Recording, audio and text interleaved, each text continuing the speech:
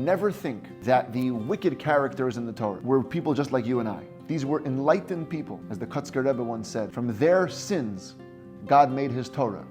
From your mitzvahs, no Torah is going to be made. These people, to build the Tower of Babel, they had to access the Kabbalistic code that's at the core of reality. They knew everything. They knew the plumbing system. They could read the blueprints of creation. They knew all of Kabbalah, bigger Kabbalists than you and I. They knew that Hashem, as the creator and the source of all that lives, is the only path to continued nourishment and life. So if you want to live, you must be plugged in to Hashem. But in order to be plugged into Hashem, you must accept upon yourself His will. They didn't want to have to commit. So how do we get around the paywall? Maybe we can divorce the power of oneness from the submission that's required. They decided to rally around the one language. The letters themselves are holy.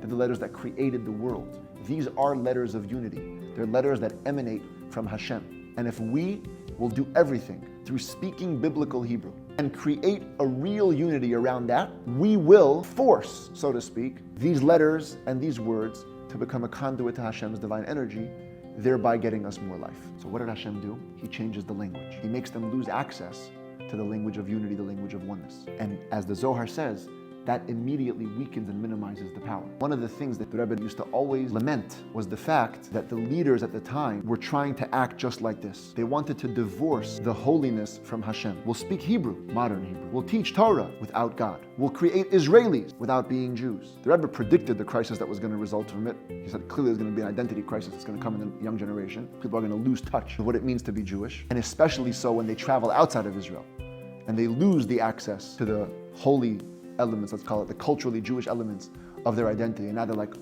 now I'm stuck. I don't know what it means.